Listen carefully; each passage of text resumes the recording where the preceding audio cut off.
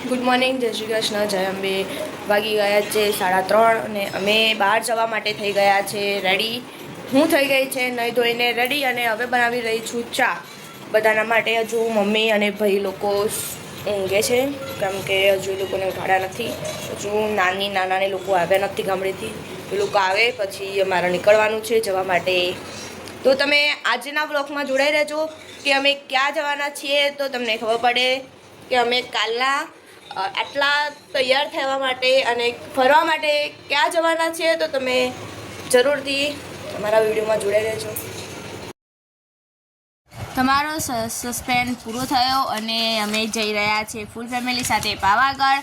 ફૂલ મસ્તીથી અને મોજથી વચ્ચે રેસ્ટ કરવા માટે ઊભા થઈ ગયા હતા અને હવે પાડીએ છીએ બધા ફેમિલી સાથે ફોટા. ઘણા બધા પાડ્યા અને મોજ મસ્તી કરી. ફોટા પાડતા ખબર પડી કે ગાડીના ટાયરમાંથી નીકળી ગઈ હવા, તો એ લોકો ગાડીના ટાયરમાં હવા પૂરે ત્યાં સુધી અમે લોકોએ કરી થોડી ટાઈમ પાસ અને આવી ગયા હોટલે ચા પીવા માટે અને નાસ્તો કરવા માટે. પછી ફટોફટ નીકળવાનું હતું પાવાગઢ, તો ફટોફટ બેસી ગયા ફરતી ગાડીમાં અને ફાઇનલી પાવાગઢ પહોંચવા આવી ગયા છીએ અને હવે ગાડી લઈને જઈ રહ્યા છીએ ઉપર. હવે તો ગાડીઓને બધું જવા દે છે ઉપર, એના માટે તો પાર્કિંગને બધું ઉપર જ કરીશું. હવે જઈએ છીએ રોપવેમાં બેસવા માટે કેમ કે દાદા દાદીને લોકો એટલી બધી સીડી ચડી ના શકે, એના માટે દાદાએ પહેલાંથી જ રોપવેની ટિકિટ લઈ લીધી હતી અને રોપવે માટે સીડી ચડી રહ્યા છે. અને આગળ જઈને ખબર પડી કે રોપવેમાં તો હતી ઘણી બધી ભીડ અને ઘણી બધી લાઈન, તો થોડી મોજ મસ્તી કરી લીધી અને થોડી વાતો કરી, થોડી મસ્તી કરી અને એવી રીતે જ અમે લાઈન પતાવી દીધી છે અને રોપવેમાં બેસવા જઈ રહ્યા છીએ. તો હવે તમારો સબ્ર પૂરો થયો છે અને અમે ફાઇનલી રોપવેમાં બેસવાની તૈયારીઓ થઈ ગઈ અને દાદાને રોપવેમાં બેસી પણ ગયા અને હવે અમારી વારી રોપવેમાં બેસવાની. અને આ જો અમે પણ બેસી ગયા છીએ રોપવેમાં.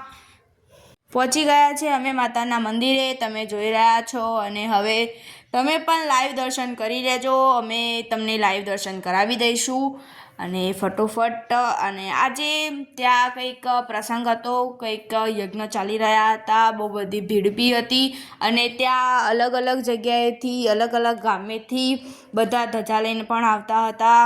ફાઇનલી અમે દર્શન કરી દીધા અને તમે પણ કરી દો અને કોમેન્ટમાં જરૂરથી લખજો જય મા કાળીમાં.